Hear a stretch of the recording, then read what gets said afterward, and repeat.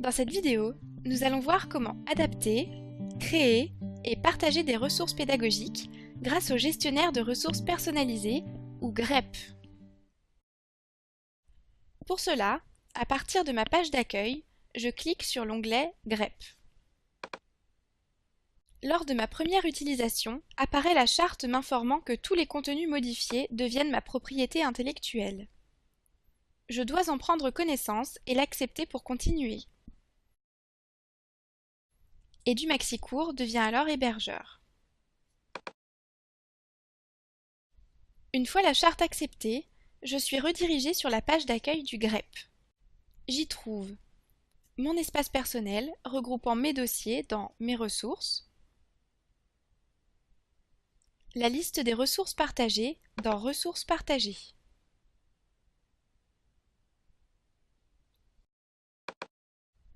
Dans Mes ressources, je peux créer des dossiers, les renommer,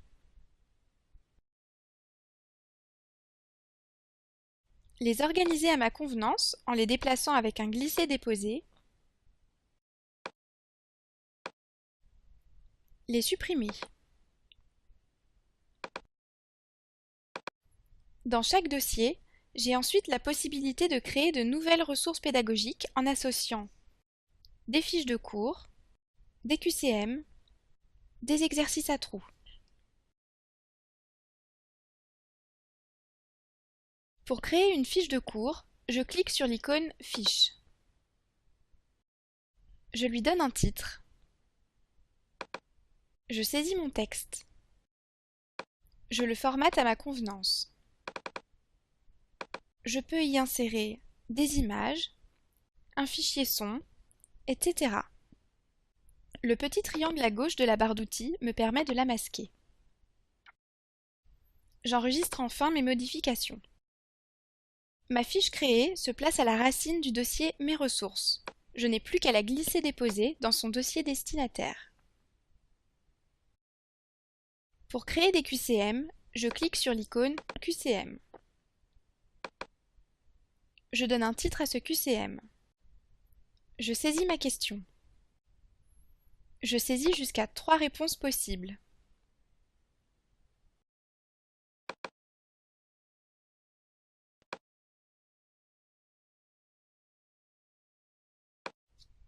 J'indique la bonne réponse,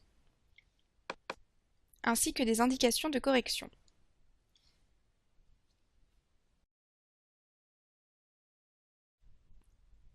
J'enregistre enfin.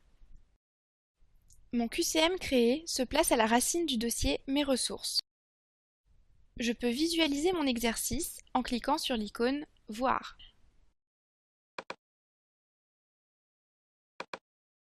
Je n'ai plus qu'à le glisser-déposer dans son dossier destinataire.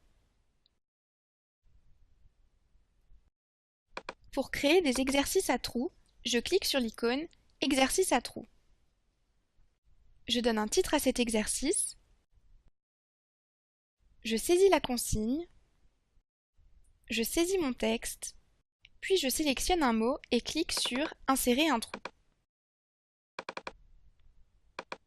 Je peux prévisualiser l'exercice. J'enregistre enfin. Mon exercice à trous créé se place à la racine du dossier Mes ressources. Je n'ai plus qu'à le glisser-déposer dans son dossier destinataire.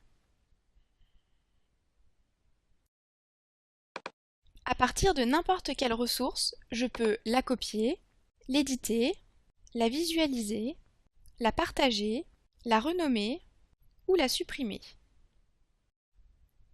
Pour copier une ressource que je souhaite avoir dans un autre dossier, je sélectionne ma ressource, je clique sur l'icône Copier. La copie de ma ressource se place à la racine du dossier Mes ressources. Je n'ai plus qu'à la glisser-déposer dans son dossier destinataire. Je peux également visualiser la ressource pour notamment vérifier si elle correspond bien à mon besoin. Je sélectionne ma ressource, je clique sur l'icône Voir.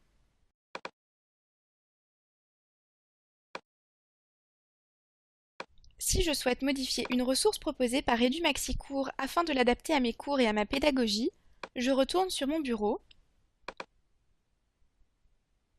et sélectionne la ressource que je souhaite modifier. Je clique sur « Éditer la fiche de cours ».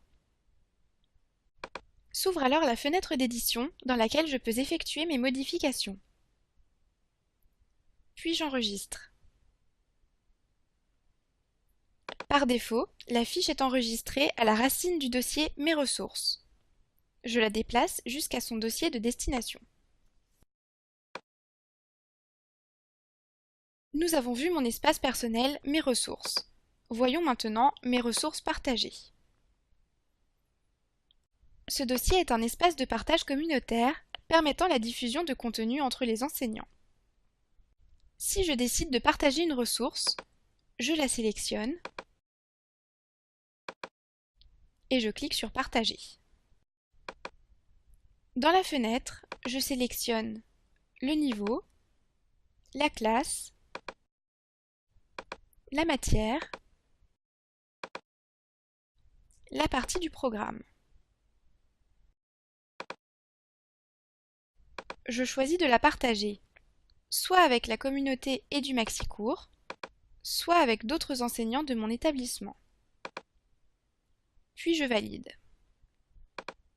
La ressource apparaît dans le dossier destinataire que je viens de sélectionner.